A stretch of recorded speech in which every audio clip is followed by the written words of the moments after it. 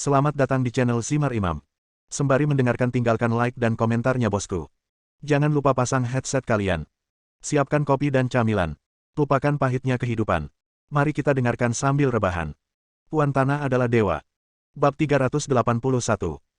Bah, dasar orang tua tolol, beraninya kau menyebut dirimu sebagai pendekar pedang abadi. Kau benar-benar tidak tahu malu. Ejek Qin Ming setelah mendengar apa yang dikatakan tetua Sikong. Kau, binatang kecil, beraninya kau menghinaku. Aku akan mencabik-cabikmu dan tidak menyisakan tempat untuk dikubur. Sejak tetua Sikong menjadi tetua sekte Suantian, tidak ada seorang pun yang berani menghinanya seperti ini secara langsung. Ia begitu marah hingga wajahnya memerah, urat-urat di dahinya menonjol, dan tangannya melambai semakin cepat. Kecepatan sepasang kerucut kematian perak itu tiba-tiba meningkat, dan semuanya langsung menuju ke organ vital Qin Ming. Sudutnya rumit, dan jika seseorang ditusuk, nyawanya akan terancam. Qin Ming juga meningkatkan kecepatan menghindarnya, seperti hantu yang menari di angin malam, menghindar dan mundur untuk menjaga jarak. Pergi ke neraka. Kemarahan tetua Sikong meletus seperti gunung berapi. Dia melambaikan tangannya dan sepasang duri pembunuh menyerang bersamaan, secepat kilat, satu langsung menuju jantung Qin Ming, dan yang lainnya langsung menuju alis Qin Ming. Qin Ming cepat mencondongkan tubuhnya, pinggangnya melengkung membentuk busur, dan sepasang paku mematikan melintas di dekat tubuhnya. Tetua Sikong telah mengantisipasi cara Qin Ming menghindar, dan sesaat setelah dia melemparkan kerucut ganda, dia melompat keluar dan menepukkan kedua telapak tangannya, dengan kekuatan dahsyat menyapu seperti gelombang yang mengamuk. Qin Ming tahu bahwa dia tidak dapat menghindari energi sejati ini, jadi dia harus menahannya. Dia menyapu belati peminum darah di tangannya dengan cepat, dan cahaya pedang yang tajam menyala, menebas ke arah kepala tetua Sikong. Bang! Hampir pada saat yang sama, Qin Ming terlempar, dan setelah jatuh ke tanah, dia berguling. Kau punya kemampuan untuk memaksaku menggunakan kerucut mematikan yang telah kupelihara selama bertahun-tahun. Beristirahatlah dengan tenang.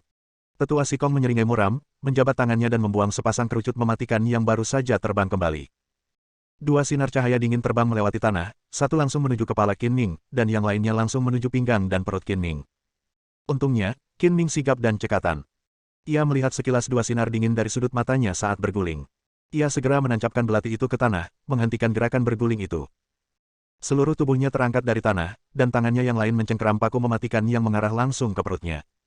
Pada saat kritis hidup dan mati ini, Qin Ming tiba-tiba merasakan firasat aneh. Di matanya, kerucut kematian yang secepat anak panah itu justru melambat jauh. Ia dengan jelas menangkap lintasan kerucut kematian itu, seolah-olah kamera yang bergerak cepat itu tiba-tiba menjadi normal, dan tangan yang diulurkannya menggenggam kerucut itu dengan kuat. Ah!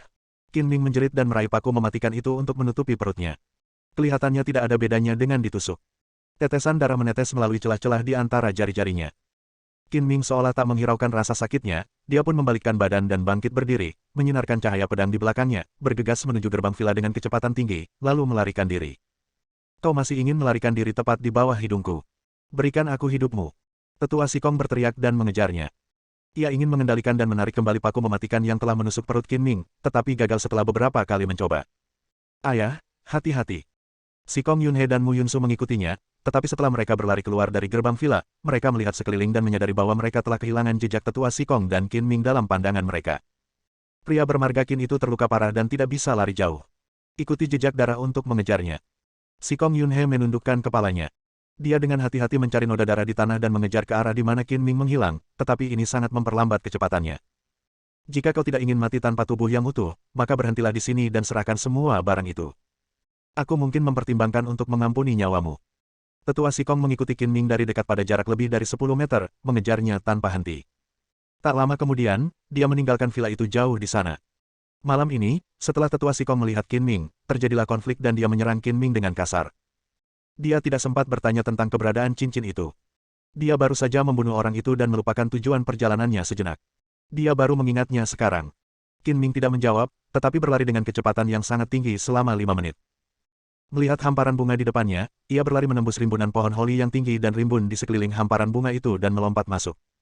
Nah, di mana dia? Tetua Sikong tiba tak lama kemudian dan melompati pohon holi yang tingginya lebih dari setengah tinggi manusia, tetapi terkejut karena mendapati Qin Ming tidak ada di manapun. Binatang kecil itu terluka parah. Mustahil baginya untuk menghilang dalam sekejap mata.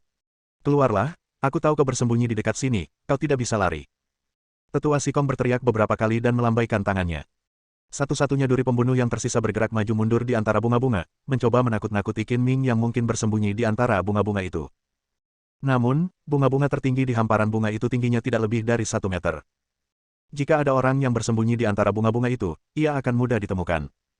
Namun, Tetua Sikong melihat sekeliling dengan cepat dan tidak menemukan orang lain kecuali dirinya sendiri. Swoosh! Tetua Sikong tiba-tiba merasakan angin kencang di belakang kepalanya, dan dia segera menjauh. Cahaya dingin menerobos udara dari tempatnya tadi. Dia sangat mengenal senjata tersembunyi yang telah dia asah dengan ki sejati selama 20 tahun. Dia segera merasakan bahwa itu adalah kerucut fatal yang menusuk Qin Ming. Dia meraihnya di udara dengan tangannya yang bebas, dan kerucut fatal yang bergerak maju tampaknya tertarik oleh kekuatan yang sangat besar, terbalik di udara, dan terbang ke tangannya. Namun, pada saat ini, udara di belakang Penatua Sikong berputar dan sesosok muncul dari udara tipis. Pada saat yang sama, cahaya pedang merah menyala tajam, seperti sambaran petir. Hati Tetua Sikong bergetar, dan dia segera mengalihkan energi sejatinya untuk melindungi punggungnya, dan terbang dengan kedua kakinya menyentuh tanah. Namun, dia masih selangkah terlalu lambat, dan cahaya pedang memotong luka di seluruh punggungnya, dan darah menetes. Untungnya, dia menggunakan energi sejatinya untuk menghalanginya. Jika itu orang biasa, dia akan terpotong menjadi dua. Swoosh, whoosh. Tetua Sikong meringis kesakitan dan sebelum dia bisa berdiri diam, dia melemparkan sepasang paku mematikan ke belakang. Ketika dia berbalik, dia terkejut menemukan bahwa orang yang menyerangnya adalah Qin Ming, dan sepasang paku mematikan jatuh ke tangan Qin Ming. Kenapa kamu tidak terluka? Dari mana asalmu? Ketika mata Tetua Sikong menyapu perut Qin Ming, dia melihat dengan jelas bahwa tidak ada luka sama sekali di perut Qin Ming. Setelah menanyakan hal ini, dia juga menyadari bahwa Qin Ming berpura-pura terluka. Siapa bilang aku tidak terluka? Kamu tidak tahu malu dan matamu kabur. Qin Ming merentangkan tangan kirinya sambil mencibir. Ada luka di telapak tangannya. Ketika dia menangkap kerucut yang mematikan di villa sebelumnya, dia sengaja menggores telapak tangannya dengan kerucut itu, menyamarkannya sebagai cedera perut untuk memancing Tetua Sikong agar tertipu. Penatua Sikong mengambil kesempatan untuk meraih dua senjata di udara, tetapi sayangnya sepasang paku mematikan itu terjepit di antara jari-jari Qin Ming dan tidak bergerak sama sekali. Melihat bahwa senjata tersembunyi yang dibanggakannya tidak dapat diambil untuk saat ini, dia menatap Qin Ming dengan matanya, dengan cepat melepaskan jubah taunnya, mengikatnya di depan dadanya, dan mencekik luka di punggungnya. Tanpa dua penusuk yang patah ini, trik apa yang kamu miliki? Canda Qin Ming. Sambil tersenyum bercanda, dia menggoyangkan kedua tangannya pada saat yang sama, lalu sepasang paku yang mematikan mengarah ke bawah dan menancap dalam ke tanah. Tanpa senjata tersembunyi itu, kau tetap akan kalah olehku. Luka di punggungnya membuat Tetua Sikong menggertakkan giginya karena kesakitan. Ia menahan rasa sakit itu dan berkata dengan keras kepala, selama kau menyerahkan cincin itu, aku bisa mempertimbangkan untuk mengampuni nyawamu. Apakah kamu berbicara tentang cincin ini? Qin Ming mengeluarkan sebuah cincin emas tua antik dari saku mantelnya dan memakainya di ibu jarinya. Sejak malam ketika Sikong Yunhe dan Mu Yunsu datang untuk merebut cincin itu, Qin Ming selalu membawa cincin itu bersamanya.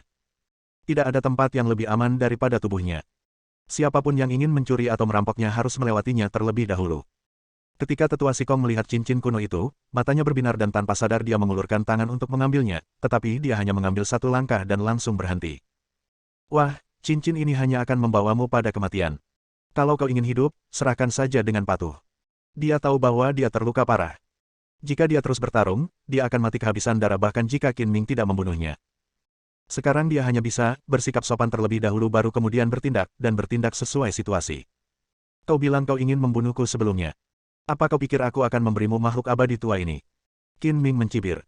Jika aku berusaha sekuat tenaga, kau pasti sudah mati. Namun, Tuhan mengasihani hidup. Setelah bertarung denganmu, aku rasa kau berbakat dan aku berencana untuk menunjukkan jalan kepadamu. Selama kau memberikan cincin itu kepadaku, aku dapat merekomendasikanmu dan menjamin bahwa kau akan bergabung dengan Sekte Suantian kami. Sikong Chang menepuk dadanya pelan dan melanjutkan, Sekte Suantian adalah sekte terkenal dan ternama yang tersembunyi di dunia. Sekte ini memiliki semua jenis keterampilan yang diimpikan oleh seniman bela diri, termasuk seni keabadian. Jika Anda dapat memasuki Sekte Suantian, kultivasi dan pengetahuan Anda akan dibawa ke tingkat yang lebih tinggi, dan Anda bahkan mungkin dapat mempelajari seni keabadian yang membuat orang-orang di seluruh dunia tergila-gila. Bagaimana, apakah Anda akan mempertimbangkannya? Kedengarannya bagus.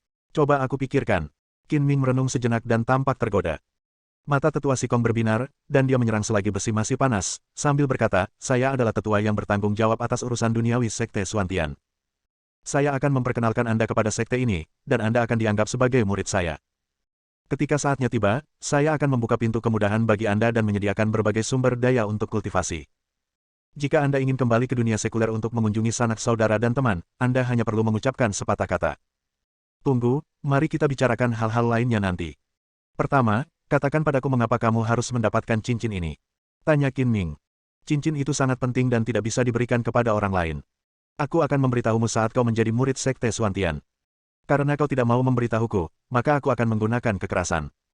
Saat dia berbicara, Qin Ming tiba-tiba menyerbu keluar, dan belati peminum darah menari dengan cepat, begitu cepatnya sehingga meninggalkan serangkaian bayangan, dan 4 sinar pedang terbang dari sudut yang berbeda hampir pada saat yang bersamaan. Sialan, dasar binatang kecil licik sekali.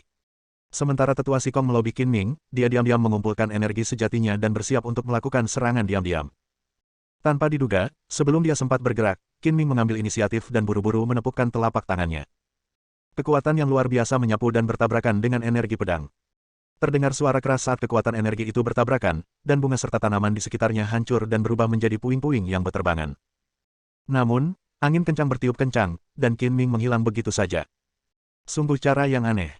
Kali ini tetua Sikong melihat dengan jelas bahwa Qin Ming terbungkus kabut hitam dan menyatu dengan kegelapan. Ia segera meningkatkan kewaspadaannya hingga 200%, menjaga mata dan telinganya tetap terbuka untuk berjaga-jaga terhadap serangan diam-diam Qin Ming yang lain. Bab 382. Suasana menjadi sunyi, begitu sunyi sehingga tetua Sikong dapat mendengar detak jantungnya sendiri dengan jelas. Ia perlahan-lahan memutar kakinya di tempat itu, dan matanya dengan cepat menyapu seluruh jangkauan penglihatannya. Pikirannya tegang seperti garis, dan energi sejatinya bersirkulasi untuk melindungi punggungnya dan bersiap untuk pertahanan menyeluruh. Tiba-tiba, tetua Sikong dengan tajam merasakan adanya gerakan tak kentara di belakangnya, dan dengan cepat membalikkan tubuhnya dan menepukkan kedua telapak tangannya. Sebelumnya, ia pernah ditusuk dari belakang saat ia tidak cukup siap, yang mengakibatkan luka serius. Seperti kata pepatah, setiap kegagalan membuat Anda lebih bijak, jadi ia menjadi sangat berhati-hati terhadap serangan diam-diam dari belakang. Bang! Energi sejati meledak, dan tetua Sikong menepuk udara dengan kedua telapak tangannya, tetapi tidak menyadari kemunculan Qin Ming.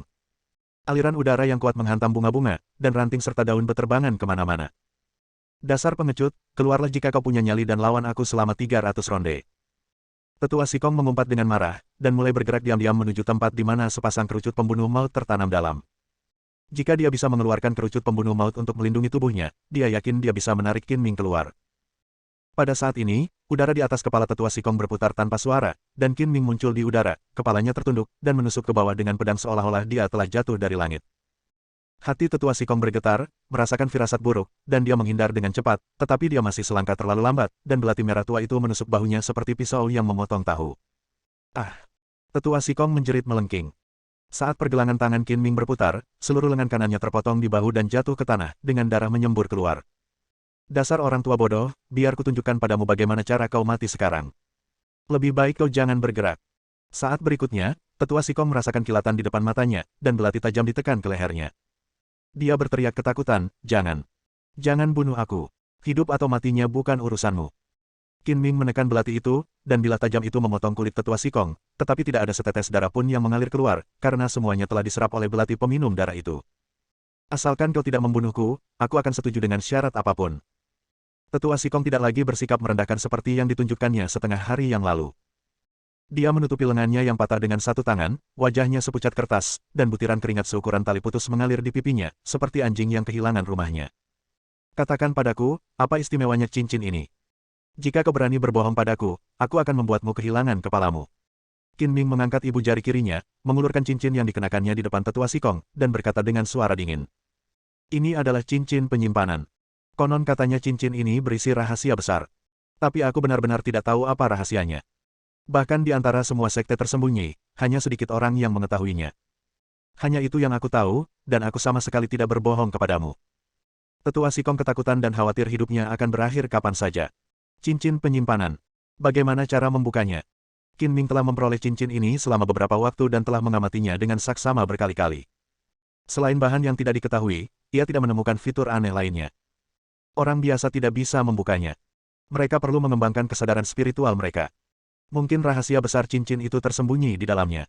Perintah yang saya terima untuk menemukan cincin itu diberikan oleh pemimpin. Mungkin pemimpin itu juga mengetahui rahasia besar itu.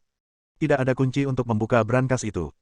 Untuk menumbuhkan kesadaran spiritual, seseorang harus menyempurnakan ranah transformasi ki sejati menjadi bentuk. Bahkan tetua Sikong belum mencapai level setinggi itu. Ayah, tetua, di mana kalian? Pada saat ini, suara Sikong Yunhe dan Mu Yunsu terdengar di kejauhan, dan mereka berdua datang dengan cepat. Hari ini suasana hatiku sedang bagus, jadi aku akan mengampuni nyawamu. Jika kau berani menggangguku lagi, aku akan membunuhmu tanpa ampun. Qin Ming menendang tetua Sikong dan mengambil sepasang paku mematikan itu. Setelah beberapa kali melompat, dia menghilang ke dalam kegelapan. Tetua Sikong terbang keluar dari hamparan bunga, jatuh di jalan, dan menjerit lagi. Ayah, kau, apa yang terjadi padamu? Sikong Yunhe bergegas maju dengan beberapa langkah cepat, dan melihat bahwa tetua Sikong mengalami patah lengan dan pakaiannya berlumuran darah. Ia berteriak kaget. Cepat, pegang tanganku dan bawa aku ke rumah sakit. Karena nyawanya dipertaruhkan, Sikong Yunhe tidak mau bertanya lagi. Ia buru-buru menggendong tetua Sikong dan melarikan diri. Adik perempuan, cepat cari lengan yang patah itu. Aku akan membawa ayah ke rumah sakit terlebih dahulu. Melihat keadaan tetua Sikong yang menyedihkan, Mu Yunsu juga merasa ngeri dan bergegas ke hamparan bunga. Tak lama kemudian, ia menemukan lengan yang terputus dan berdarah. Ia tidak peduli dengan rasa jijiknya dan meraihnya, lalu menyusul Sikong Yunhe. Kembali ke villa, Qin Ming melihat kekacauan di halaman dan menggelengkan kepalanya tanpa daya. Apakah kau benar-benar berpikir rumahku adalah tanah pribadiku? Siapapun bisa datang dan pergi sesuka hati. Aku akan mengubur beberapa ranjau di sana suatu hari nanti dan lihat apakah kau berani datang lagi. Dia tidak masuk ke dalam rumah, melainkan berdiri di halaman, mengeluarkan sepasang paku mematikan yang disita, melihatnya dengan saksama, lalu melemparkannya ke udara dengan kuat. Swosh, wosh. Ketika kerucut maut itu jatuh, Qin Ming menatapnya dengan saksama. Tiba-tiba, kerucut yang jatuh dengan cepat itu melambat dalam pandangannya dan kemudian jatuh ke tanah. Setelah mengulanginya beberapa kali, Qin Ming yakin bahwa ada perubahan aneh dalam penglihatannya. Selama dia memfokuskan perhatiannya pada sesuatu yang bergerak dengan kecepatan tinggi, akan tampak baginya bahwa benda itu melambat, tetapi kecepatan sebenarnya tidak melambat. Perubahan ini pasti ada hubungannya dengan mata dewa yang membuatku bisa melihat menembus benda. Qin Ming menyentuh dahinya dan bergumam pada dirinya sendiri. Setelah menentukan penyebab perubahan penglihatan, Qin Ming berjalan ke kamar tidur dan mempelajari sepasang kerucut fatal, mencoba mencari tahu rahasia Penatua Sikong dalam mengendalikan objek melalui udara. Menurut Tetua Sikong, mereka yang dapat mengendalikan benda juga disebut sebagai pendekar pedang, dan terbang dengan pedang adalah impian setiap seniman bela diri, dan Qin Ming tidak terkecuali. Jika dia menemukan trik mengendalikan benda dari jarak jauh, mungkin suatu hari dia akan dapat terbang dengan pedang. Orang tua itu telah menggunakan ki sejatinya untuk memberi makan sepasang kerucut mematikan selama bertahun-tahun, dan dengan bantuan beberapa metode khusus, ia mampu mengendalikan objek melalui udara. Jika saya ingin mempelajarinya, pertama-tama saya harus menggunakan ki sejati saya untuk memberi makan senjata. Memikirkan hal ini, Qin Ming mengeluarkan belati peminum darah. Pedang ini adalah senjata suci yang dapat memotong besi seperti lumpur. Sangat cocok untuk pelatihan sebagai pilot pedang. Namun, dia ingat bahwa belati ini juga disebut bilah yang tidak menyenangkan dan akan menjadi bumerang bagi pemiliknya. Tiba-tiba, Qin Ming teringat saat pertama kali mendapatkan pedang pendek itu dan saat ki sejatinya dituangkan ke dalam pedang itu. Saat itu, aura ganas keluar dari pedang itu dan hampir membuatnya kehilangan akal sehat dan bunuh diri. Dia menduga bahwa apa yang disebut situasi yang tidak menyenangkan itu terkait dengan aura ganas yang aneh ini. Setelah itu, saat Qin Ming menggunakan belati haus darah semakin sering, dia tidak pernah kehilangan akalnya lagi, dan dia mengembangkan rasa keterhubungan dengan belati tersebut. Pedang jahat, aku menolak untuk percaya pada kejahatan, jadi aku berkultivasi. Itu akan menjadi pedang terbangku di masa depan.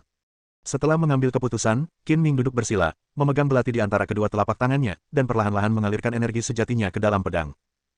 Dia tidak tahu bagaimana cara memasukkan senjata tersembunyi itu, jadi dia menyeberangi sungai dengan meraba batu-batu. Secara bertahap, Qin Ming memasuki kondisi pikiran dan tubuh yang menyatu. Pikirannya juga terbenam dalam belati, merasakan aliran energi sejati di dalamnya. Bang! Tiba-tiba, belati itu bergetar, dan aura pembunuh yang ganas meledak dari badan pedang, menyapu bersih energi sejati yang diresapi oleh Qin Ming, dan menembus lengan Qin Ming seolah mengalir ke hulu, dan langsung menyerbu ke dalam pikirannya. Qin Ming seolah terjebak dalam ilusi, dan mendapati dirinya berada di lautan darah merah tak terbatas, dengan aura pembunuh jahat yang mengerikan memenuhi udara. Di tengah lautan darah dan aura jahat itu, tampak tersembunyi banyak roh-roh jahat tak kasat mata yang bersembunyi. Mereka memancarkan gelombang suara yang menakutkan, bagaikan hantu yang menangis dan serigala yang melolong. Suara-suara itu sungguh misterius dan sulit ditebak. Bas! Qin Ming tiba-tiba merasakan sakit kepala yang luar biasa. Suara melengking itu seperti pisau tajam yang menusuk jauh ke dalam otaknya. Aura mengerikan yang dipancarkan oleh roh jahat menghancurkan pikirannya. Matanya bersinar dengan cahaya merah yang haus darah dan menjadi sangat ganas. Sebuah suara berulang muncul di benaknya lagi, bunuh, bunuh, bunuh, bunuh. Situasi saat ini hampir sama persis dengan apa yang dialami Qin Ming saat pertama kali mendapatkan Bloodthirsty Dagger. Dia dengan cepat berpegang teguh pada niat awalnya dan melawan suara iblis dan roh jahat yang tampak nyata dan ilusi, menganggapnya sebagai ujian pikirannya. Setelah waktu yang tidak diketahui, Qin Ming perlahan membuka matanya. Ilusi berada di neraka menghilang. Dia berkeringat deras dan kelelahan baik secara fisik maupun mental, seolah-olah dia baru saja mengalami pertempuran sengit. Aku hanya mencari masalah. Qin Ming tersenyum getir, menoleh dan melirik keluar jendela. Langit baru saja mulai terang, saat itu sudah pukul 5 atau 6 pagi. Setelah mandi air hangat yang menyegarkan dan menyetel alarm, Qin Ming jatuh ke tempat tidur dan tertidur lelap. Kali ini ia tidur sangat lelap. Anda harus tahu bahwa kebiasaan yang telah ia kembangkan selama bertahun-tahun membuatnya tidur dalam keadaan setengah tidur dan setengah terjaga. Ia akan terbangun saat ada tanda pertama gerakan yang tidak biasa. Jarang baginya untuk tidur nyenyak sampai ia dibangunkan oleh alarm yang mengganggu. Nyaman, tidurku nyenyak sekali. Qin Ming meregangkan tubuhnya, merasa segar kembali. Setelah tidur kurang dari 3 jam, kualitas tidurnya lebih baik daripada orang pada umumnya yang tidur selama 7 atau 8 jam. Qin Ming bangun dan mandi. Dia merasa sangat bersemangat, pikirannya sangat jernih, dan dia jauh lebih bersemangat dari sebelumnya. Sepertinya menjalani latihan yang menyiksa itu bermanfaat. Ini memang cara untuk melatih kekuatan mental. Jika aku menggunakan metode ini untuk berlatih secara rutin, itu pasti akan mempercepat proses penyempurnaan kesadaran spiritualku. Sepertinya aku harus melakukan lebih banyak latihan yang menyiksa diri ini di masa depan. Kesadaran spiritual adalah sublimasi kekuatan mental. Menurut praktik Qin Ming tentang seni misterius Netherworld, setelah memasuki level kelima, ia dapat mempraktikkan kesadaran spiritual. Sejak dia menyerap energi dari tulang suci secara kebetulan, ki sejatinya telah meroket dan dia telah memasuki level keempat akhir. Dia hanya selangkah lagi dari terobosan. Qin Ming juga ingin mengolah kesadaran spiritualnya sesegera mungkin, membuka cincin kuno itu, dan melihat apakah itu adalah cincin penyimpanan legendaris dan mengungkap rahasianya. Jika tidak, akan merepotkan jika terjerat oleh Sekte Xuantian. Qin Ming bertarung keras tadi malam dan melukai tetua Sikong dengan serius. Siapa tahu ada tetua yang lebih kuat di Sekte Xuantian. Semakin kuat dia, semakin banyak perlindungan yang akan dia dapatkan. Dia tidak ingin kehilangan nyawanya karena ini. Bersambung.